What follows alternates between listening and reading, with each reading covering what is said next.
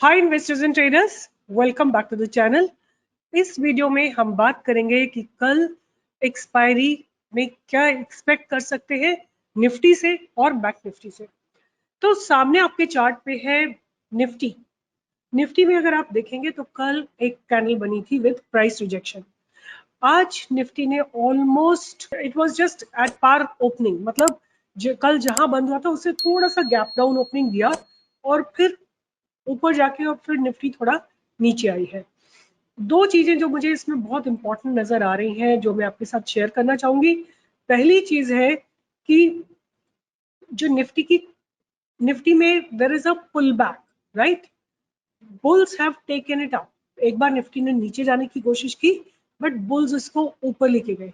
कितना ऊपर लेके गए? क्या वो प्रीवियस डे के हाई को क्रॉस करने में सक्षम थे? No, they could not close it above yesterday's high. They have closed slightly below yesterday's high. और अगर हम देखें तो यहाँ खुल के और यहाँ पे क्लोजिंग दी है ऑलमोस्ट लाइक 9 साढ़े 9 पॉइंट्स का पॉजिटिव क्लोजिंग दी है, which is not a very strong closing. मेरे हिसाब से there is a indecision in the market. और एक और जो मैं अपनी स्ट्रैटेजी यूज करती हूँ, the strategy that I am going to discuss with you, कि कभी भी अगर ऐसा होता है कि इंडेक्स किसी भी दिन अपने 1 आवर की टाइम फ्रेम में जो पहली कैंडल है उसके हाई को ना ब्रेक कर पाए और लो को ना ब्रेक कर पाए, या कोई एक ऐसी क्लोजिंग कैंडल ना दे पाए जो कि हाई के ऊपर हो क्लोज या लो के नीचे क्लोज हो, तो जिस भी डायरेक्शन में ब्रेकआउट कल आएगा वो एक बहुत यूनिक डायरेक्शनल ब्रेकआउट आएगा। That's what I personally believe. ये हमेशा कई बार, मतलब आई वुड से 70-75% डेफिनेटली काम करता है। तो आज की फर्स्ट कैंडल को आप नोटिस करेंगे तो this is the first candle और इसका हाई, इसका लो किसी भी कैंडल ने ब्रेक नहीं करा है।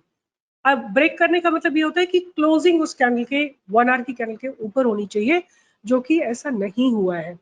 तो रीजन क्या क्या है? एक तो सबसे पहली बात है कि यहाँ पे कल के दिन निफ्टी को प्राइस रिजेक्शन लगा था एट 19,433 पे। उसी जगह अगर हम बात करें कि कल और क्या हुआ था, तो 19,300 पे निफ्टी में बायर्स ने बाइंग इनिशिएट की थी। तो एक बहुत छोटी सी रेंज है कल की। हो सकता है कल मार्केट रेंज बाउंड रहे, ऊपर हाई भी ना ब्रेक हो लो भी ना ब्रेक हो, बिल्कुल पॉसिबल है। अगर आप नोटिस करेंगे तो कल 2 दिन हो चुके हैं जब निफ्टी पहली कैंडल की रेंज को ब्रेक नहीं कर पा रही है। कल भी निफ्टी ने अपने प्रीवियस फर्स्ट कैंडल की रेंज को ब्रेक नहीं करा था। कोई कैंडल ने ऐसी क्लोजिंग नहीं दी थी जो फर्स्ट कैंडल के ऊपर या नीचे हो। आज भी वही सिनेरियो है।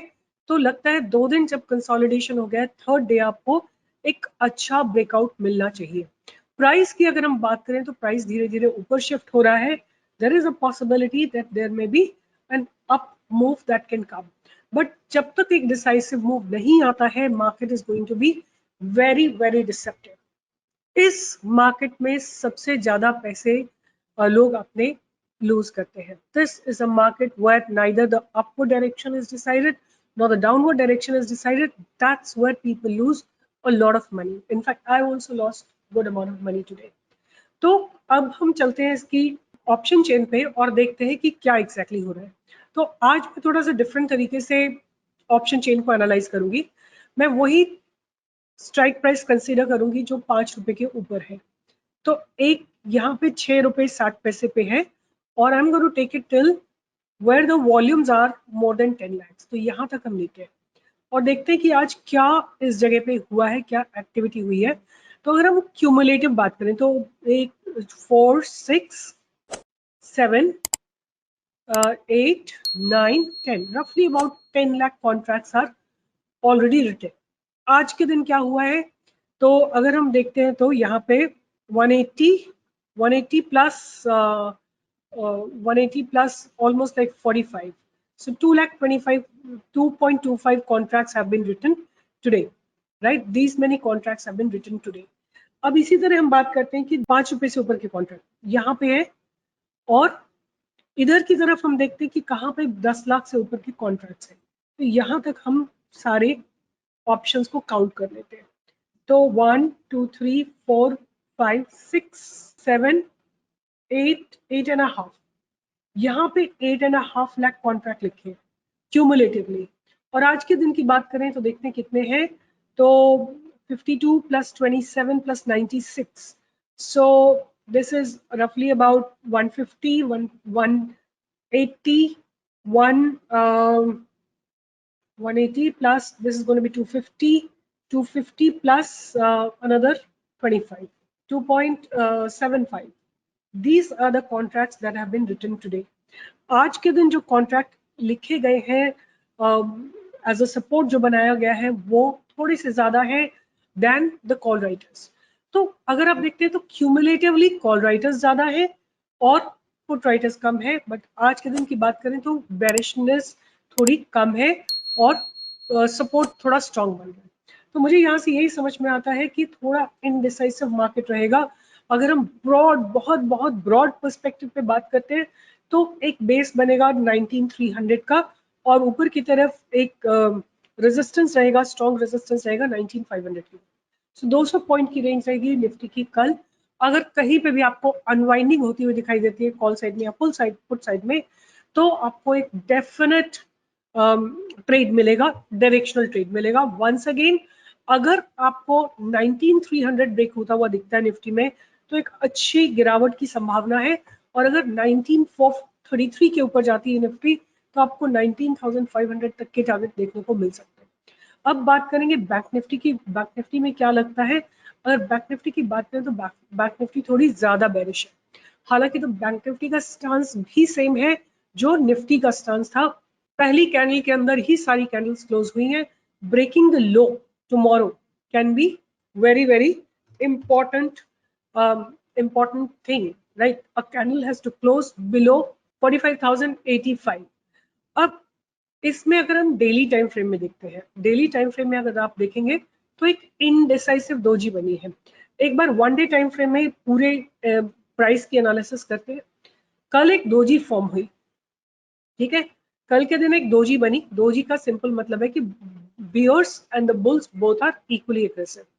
आज के दिन गैप डाउन ओपनिंग हुई और उसके बाद फिर थोड़ा ऊपर जाके फिर नीचे आके फिर नीचे जाके और फिर नीचे ही थोड़ी क्लोजिंग हुई। तो यहाँ से बैंक निफ्टी का स्टांस थोड़ा वीक ही लगता है। और अब हम क्विकली बात कर लेते हैं कि ऑप्शन चेन में क्या दिखाई दे रहा है। This is bank Nifty's option chain. अगर हम इसके मेन कॉन्ट्रैक्ट्स की बात करें तो यहाँ से अगर हम देखते हैं कॉन्ट्रैक्ट यहाँ से लेके और यहाँ तक इतनी ड्यूरेशन में हम देख लेते हैं कि क्या लिखा हुआ है। So it's about 1.5, 140, 140 is 280, 280 plus 380, 480, 5 lakh, 6 lakhs, 7.5 lakh, 8 lakh, 9 lakh, 10 lakh, 11 lakh, 12, 12.5, 13 lakh के करीब रफली कॉन्ट्रैक्ट्स है। 3 स्ट्राइक इधर है और तो 3 स्ट्राइक्स हम इन द मनी लेते हैं, यहाँ पे लेते हैं, ये कॉन्ट्रैक्ट्स लेते हैं और करीब 1 2 3 4 5 6 7 8 स्ट्राइक्स हियर, 1 2 3 4 5 6 7 8 यहाँ तक हम स्ट्राइक्स लेते हैं और ऐड करके देखते हैं कि क्या सिनेरियो इधर इस साइड में। तो 1.49 and 1, this is 2 3 4 5 6 7 8 9 9.5 10 lakhs contracts have been written on the put side. Stance of Bank Nifty is clearly more bearish. आपको बैंक निफ्टी में अगर कल के लिए स्टांस बनाना है आपको थोड़ा बेरिश स्टांस रख के ही काम करना चाहिए।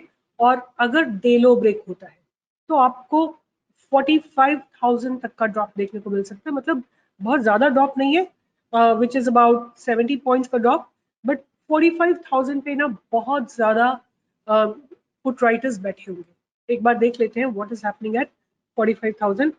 2 लाख के करीब पुट राइटर्स बैठे हुए हैं। अगर आपको ये नंबर कम होता हुआ दिखाई देता है इसका मतलब कि बेस ब्रेक हो जाएगा, फिर आपको थोड़ा सा और ड्रॉप देखने को मिल सकता है टिल 44,880। तो आज बैंक निफ्टी का स्टांस मेरे हिसाब से थोड़ा नेगेटिव है। Before I close I want to discuss कि मैंने YouTube पे 5-6 स्टॉक्स आपको दिए थे। मैंने उसमें से कुछ स्टॉक्स बोले थे बाय के लिए, कुछ स्टॉक्स बोले थे मैंने सेल के लिए। तो मैं एक बार रिव्यू करना चाहती हूँ so that I if there is some confusion I should be able to answer it. पहला स्टॉक मैंने बोला था रडार पे रखने के लिए, Eicher Motors, right. Eicher motor जो था, जब जहां मैंने बाय दी थी वो इस जगह के ऊपर दी थी, बट ये प्राइस तो क्रॉस ही नहीं हुआ, तो हमारा buy is not initiated and hence this trade was null and void.